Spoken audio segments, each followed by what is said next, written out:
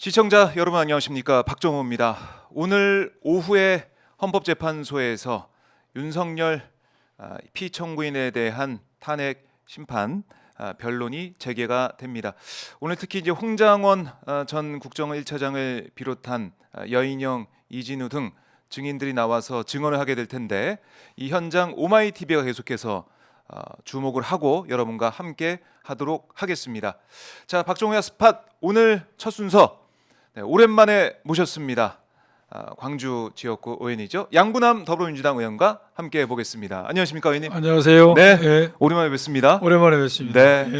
설 연휴 어떻게 좀 잘 보내셨는지요? 예. 네, 지난주 목요일 날 본회의 마치고 바로 광주 내려가서 네, 많은 분을 만났습니다. 경로당도 가고 예, 또 우리 어려우신 분들이 있는 시설도 가고 상가도 돌았고, 그래서 많은 사람을 만나면서 많은 얘기를 들었어요. 예, 뭐라고들 하시던가요, 우리? 많이 시민들께서? 혼났죠. 혼나셨어요? 예. 왜요? 예. 첫째는 민주당이 한 게 뭐냐? 말로만 민생을 외치지 네. 실제로 우리 체감할 수 있는 아, 결과물이 없다. 또 하나는 탄핵, 네, 윤석열 내란 속에 든 수사 음. 왜 그리 지지부진하냐. 아, 실제로 우리 민주당이 수사권 없거든요. 우리 수사권이 없고 우리 열심히 하고 있는데 특검을 이제, 하려고 해도 최상목 특검을 하려도 안 되는데 이제 시민들 입장에서는 예. 하소연할 데가 없잖아요. 그렇죠. 답답하죠. 음. 우리는 그걸 뭐 당연히 겸하게 받아들여야 되고, 네, 그러한 탄핵이라든지 수사의 절차 과정을 많이 설명드렸죠. 음. 또 민생에 대해서도 우리가 여야정 협의체를 좀 구성했고 네, 가동하려고 노력하고 있다. 아. 이런 말씀을 많이 드렸는데 얼마만큼 공감을 하셨는가는 저는 잘 모르겠습니다. 최선에서 설명했는데. 국민들께서는 이제 지금 보면은 국민의힘도 그렇고 예. 다 싫다 정치권을 이거죠. 보면은 뭐 어디 하소연할 데가 없으니까 예. 민주당 이제 그야말로 사실은 국정을 이끌어가고 있는 그렇죠. 그런 국회 일당으로서 역할을 기대하고 또 지금 하고 있지 않습니까? 그렇죠. 그래서 의원님 만나서 지역에서는 뭐 이거 좀 해달라, 또 예. 수사 좀 해달라 예. 하소연을 하셨군요. 예. 계속해서. 우리 민주당이 야당이지만 실질적으로 역할은 여당 역할을 하고 있지 않습니까? 수권 정당으로서. 그러면 시민들의 기대감이 큰 거죠. 그럼요. 예. 그래서 기대를 하고 있고, 또 지금 사실 이제 내란 사태 이후에 국민들께서 아직까지 뭐 갑갑한 마음을 계속 가지고 계세요. 그렇죠. 불안하고. 탄핵 심판도 좀 빨리 끝났으면 예. 좋겠고, 또 윤석열이 구속 기소가 되느냐 안 되느냐. 예, 예. 이게 뭐 설 연휴 그 앞두고 계속해서 얘기가 나왔지 않습니까?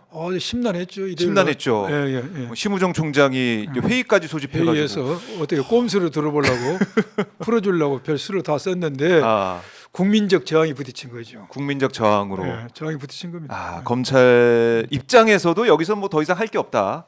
그렇죠. 만약에 여기서 구속 기소를 안 하게 되면은 뭐 그거야말로 뭐 국민들이 물론 가만히 있지 않죠. 언론에서 전부 이게 보도가 돼서 알고 있겠지만은 네, 총장은 보안 수사를 이유로 보안 수사를 해야 되는데 영장 재신청 연장이 불허됐으니까 네, 신병을 풀고 어. 보안 수사를 하겠다는 그런 걸 결정을 내려고 했던 것 같아요.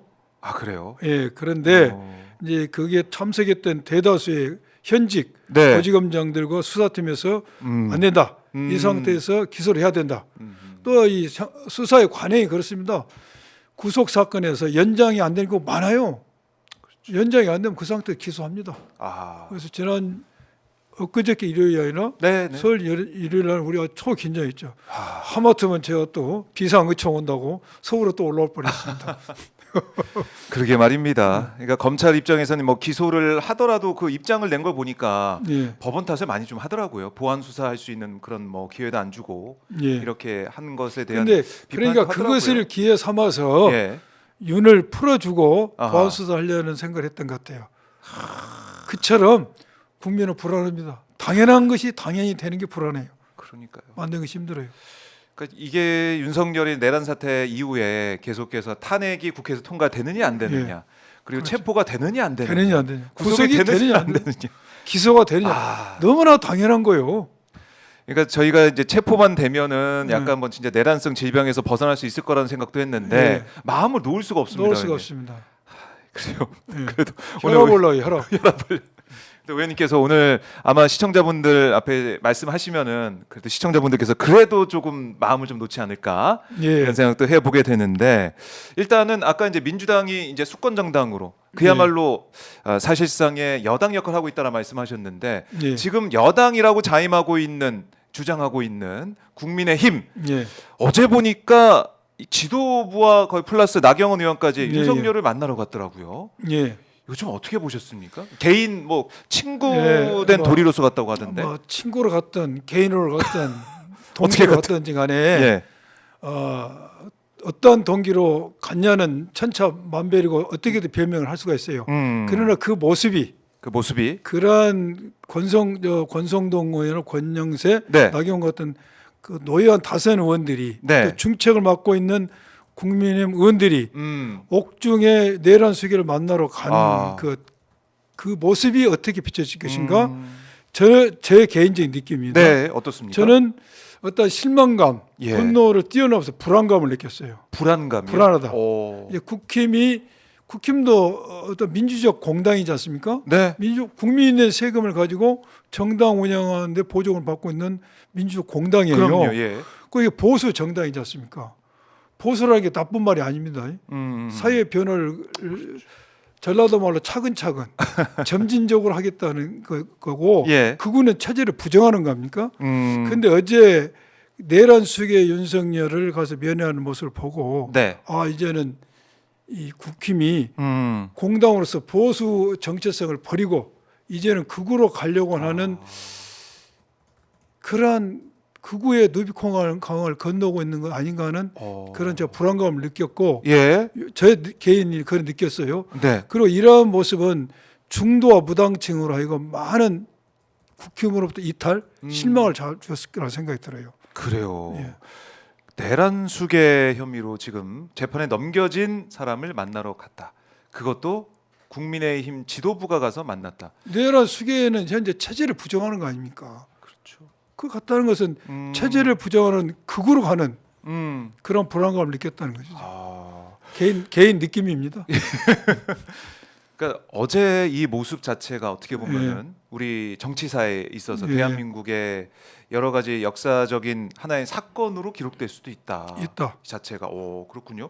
그리고 어제 윤석열을 만나고 나온 뭐 나경원 의원 뭐 이런 권영세 의원 얘기를 들어봐도 정말 이해가 안 되는 그런 부분들이 있었습니다. 나경원 의원 같은 경우 어제 뭐라고 했냐면 나와서 일반적으로 나치 정권도 선거를 통해 집권한 것처럼 왜 독재 얘기를 예. 또 했다는 거예요. 예. 그러니까 민주당을 겨냥한 얘기를 또 예. 윤석열이 안에서 했다는 예. 것인데 끊임없이 그야말로 이제 옥중에서 얘기를 그러니까 자기가 직접 못하니까 다른 사람이 입을 빌려가지고 계속 하고 있는 그런 모습 같습니다.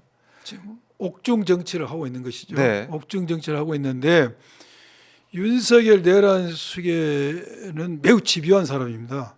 제가 현직 때도 보면은 네. 이게 만만치 않아요. 지금 옛날에 그 국정원 댓글 사건으로 한때 좌천을 당했지 않습니까? 보통 검사라면 그런 게 사표 쓰고 나옵니다.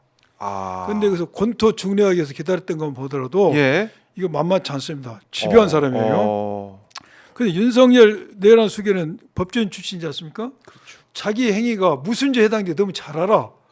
그 이게 유죄가 인정되고 탄핵이 인정됐을 때 네. 자기 운명이 어떻게 더 잘합니다. 그렇겠죠. 내란이 우두머리지만 사형 무기지 않습니까? 예. 방법이 없어. 아하. 무슨 방법이 있겠습니까? 윤석열 내란 수계 입장에서 네. 이 입장을 타개할 수 있는 가장 베스트 안이 뭐겠습니까? 체제를 전복하는 겁니다. 지금 정상적인 체제에서는 예. 윤석열 내란 수계는 사형 무기형을 받을 수밖에 없는 상황이고 그리고 당연히 파면되겠죠. 네. 거기서 살 수 있는 방법은 미니멈 보수가 정권을 잡아야 되고 네. 가장 좋은 것은 극우로 해서 체제를 전복시키는 겁니다. 그러기 위해서 이거 2판 4판이야. 윤석열 입장에서는. 예. 가만히 있으면 죽는 거야. 그래서 자기 입장에서는 마지막 묘수를 던지는 것이죠. 그래서 자꾸 체제를 전복시키는 메시지를 던지고 예. 특히 203 청년들을 선동하고 이탈리아 파시즘이 무솔리니 네. 또 청년을 동원하고 그랬지 않습니까? 지금 극우 정당으로 감으로써 체제를 전복함으로써 자기가 살 수 있는 길이라는 생각이 들고 예. 지금은 옥중에서 순수한 옥중 정치가 아니라 예. 내란을 지속시키고 제2, 제3의 내란을 계속 유발하고 있는 것이죠. 그리고 거기에 예. 지금 국민의힘의 중책을 맡은 사람들 다선원이 갔다는 것이 네. 제가 조금 전에 말씀드린 것처럼 개인적으로 불안감을 느끼게 한다 이것입니다.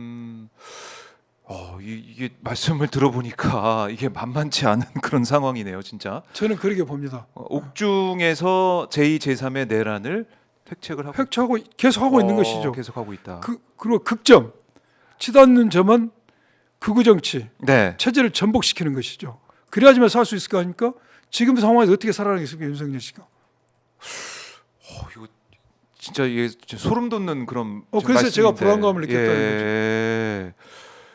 이 움직임 하나하나 대통령실 참모를 만나고 또 여당 예. 중진을 포함한 지도부를 만나고 이런 것 자체가 체제 전복을 위한 하나의 빌드업 과정일 빌드업과에 수 저는 있다. 생각이 들어요. 그게 체제 전복으로 갈 수 있다는 가능성을 보여줬던 게 최근에 예. 법원 폭력 사태 있지 않습니까? 그렇죠.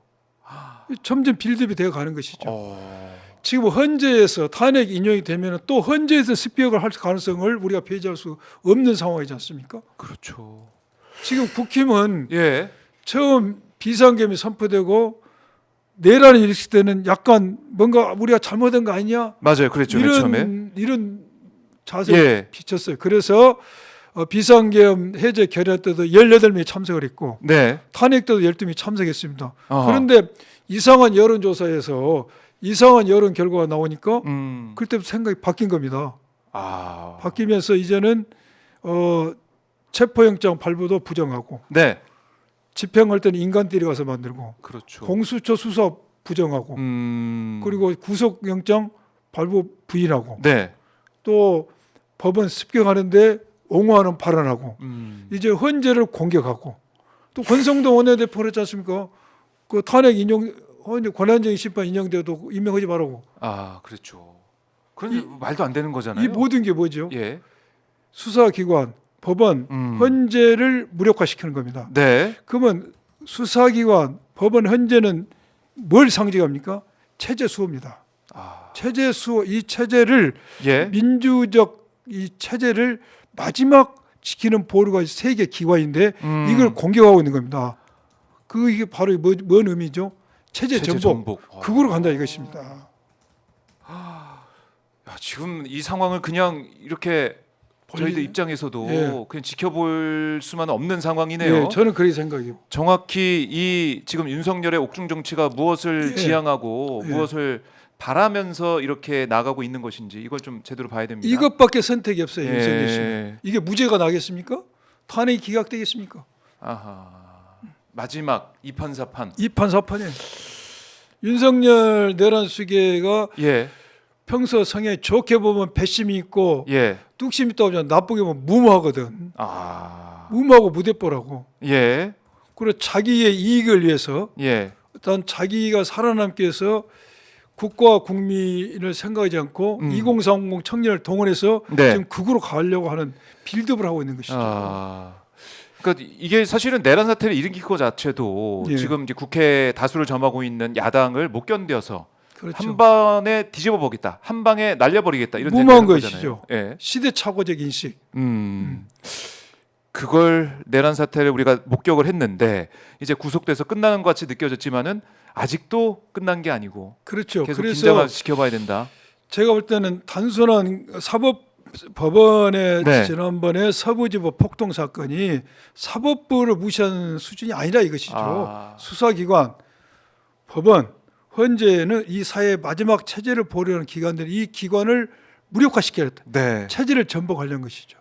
지금 윤석열 내란 수기가 대통령이 되면서 우리 이재명 대표 0.73포인트로 선거에 졌지 않습니까? 네. 근소한 차로 지기 때문에 어떻게 보면 우리는 심리적 내전 상태에 빠져 있었어요. 심리적. 이게 우리 국민들이 확증 편향증이 빠진 거야. 내가 보고 싶은 것만 보고 네. 내가 믿고 싶어 믿는 상황이 됐어요. 그런데 이번에 심리적 내전 상태도 위험하죠. 위험한데 제가 볼 때 이번에 이런 쿠데타 통해서 이제는 물리적 내란 상태로 갈 수 있는 위험성이 존재한 상황이 됐다라고 보여지는 것이죠. 특히 지금 옥중에서 이런 행태, 네. 그런 메시지를 받고 준동하는 극우 유튜버, 네. 극우 세력들, 음. 젊은 청년들 네. 이런 사람들이 보이는 행태를 봤을 때 우리는 매우 위험한 상태에 빠졌다. 아.